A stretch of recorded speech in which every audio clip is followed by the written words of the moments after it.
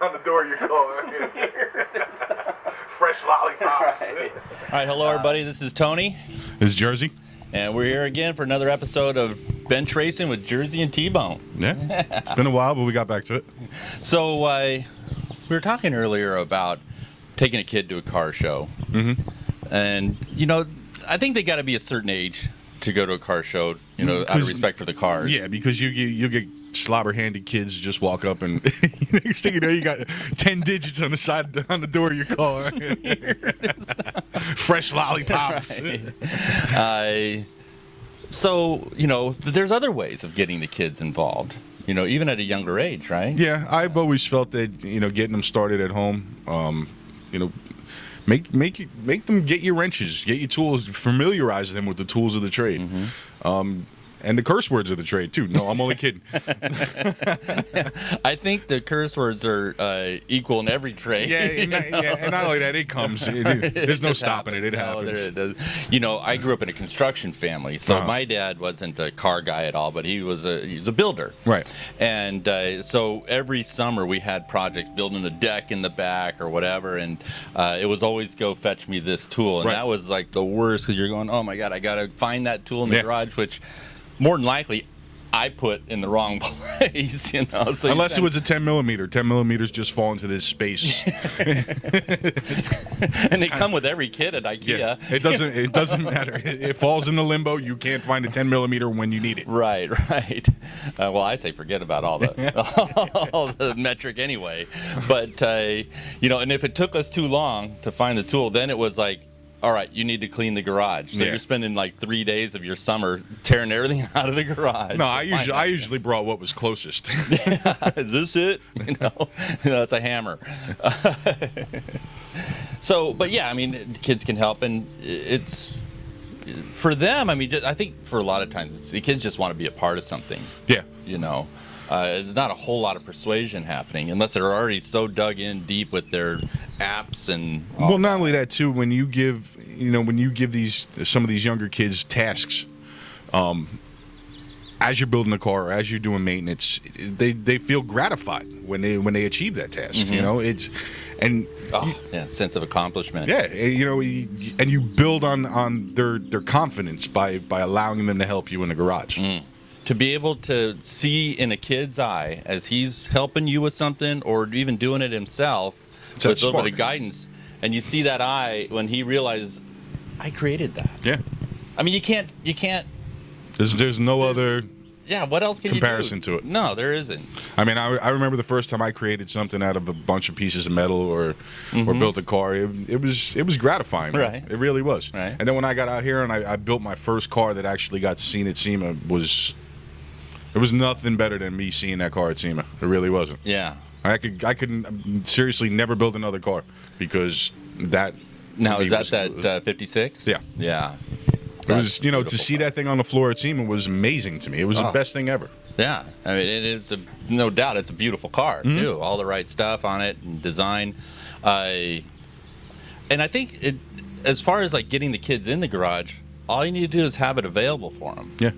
For me, we had tools, mostly home building work tools, wood tools for the most part. But I'd be out in the garage nailing a bunch of 2x4s together to make a go-kart or a wind-powered skateboard. We used to just make ramps for my bike. See, that's cool. Did you ever customize the bike, though? Yeah, sure, And then it, moved on to skateboards and how I could destroy stuff with skateboards. Right.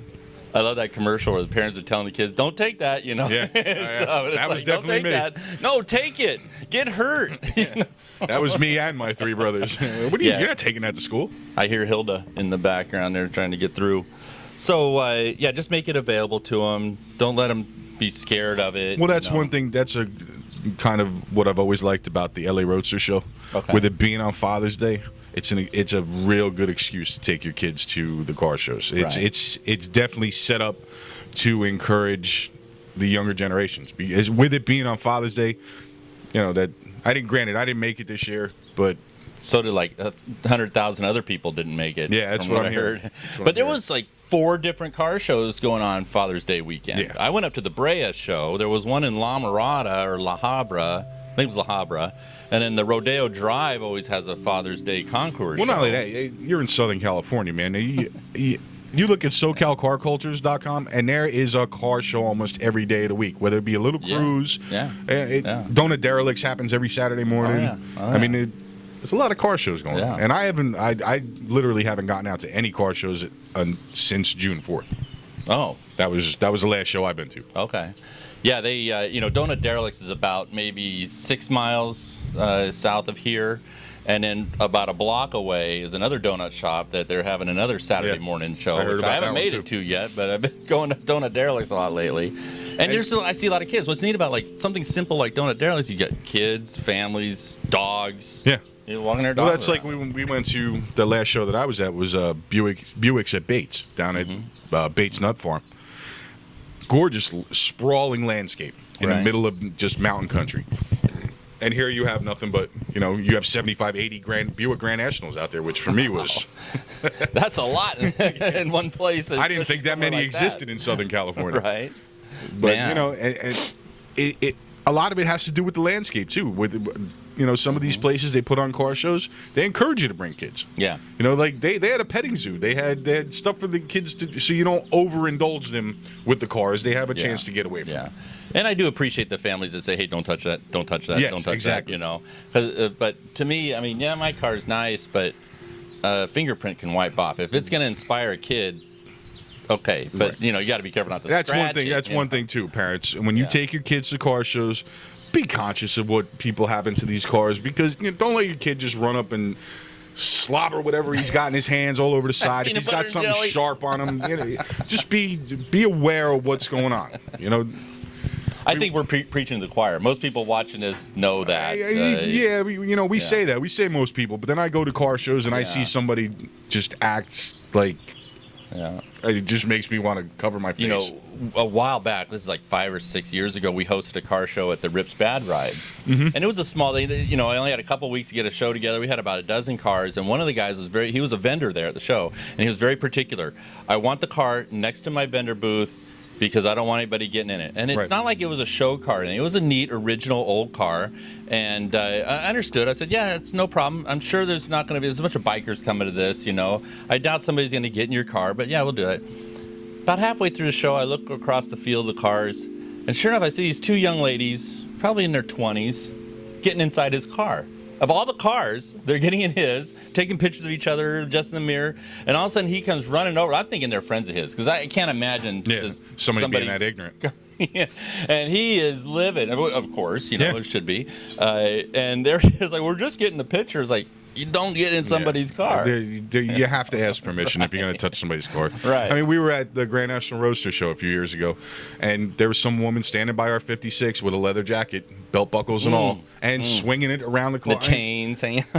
And we had to ask her multiple times. My wife even said to her, ma'am, get away from the car. Uh-huh. Okay, wait a minute. Where's she at? Right here. Okay. Hold on. We got Hilda coming in. You going to let her through? All right. Come here, girl. All right, I want to put the leash on you here. Hold on a second. All right.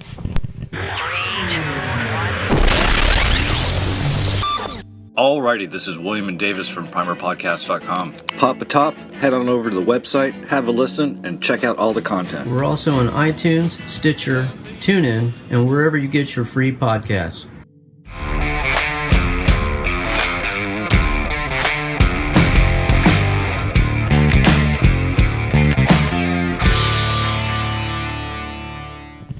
All right, so, you're going to hang out with us too? All right, you can come over here. There you go.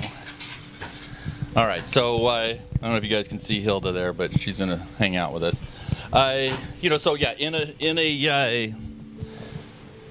Bringing the kids to the show, in the garage, whatever. Even if you're just working on something around the house, just let the kid give you Keep a them wrench. stimulated. Yeah. The more you can teach them that it is possible to create things with your own hands, encourage that, man. Yeah. Because you have too many people that are relying on education, and they have no real street smarts, no real common sense when it comes to building stuff. And it's great to be book smart, but have some real world smarts too. Because you're going to use it if you're learning how to put something A together with B. That technology or that lesson will be able to take when you need to change a pipe in your house or something. But and then that kind of goes hand in hand with us talking about how hot rod is modernizing, because you're going to have kids that actually go to school to learn how to tune too. Yeah. So yeah, just because I'm saying be real world smart doesn't mean not be book smart, because being book smart in the hot rod business will get you far as well. Yeah. You need business degrees. You need to go to school to learn how to tune and the electronics of the stuff. So the electronics especially. I mean, my wife's Jeep, something's going on with some switch on it, and it's just being a nightmare. So. And that stuff, you'll chase your tail. Yeah. I mean, at least when we were chasing our tail on this, we only have so many options. Right. That, forget exactly. I know. I don't even want to think about how to take the dash out of that. All right. Well, this is great, and so it'd be great for you guys too to share with us some photos of kids working in your garage. And, definitely share the experiences that you're having with your kids, whether it be your kids, whether it be your neighbors' kids, whether it be your nephews or nieces or whatever. Hot rodding is a family thing, and let us see it. Show it. Yeah. I always have a great time working with my boy. He's older now, but it's great when we're in the garage together. All right. Well, thanks again for coming out. Appreciate it, Jerzy. Definitely. Right on. And thank you all for watching, and check out more at Blacktop TV on YouTube. All right. Thank you. I'm Christina Martini, and you're watching Blacktop TV.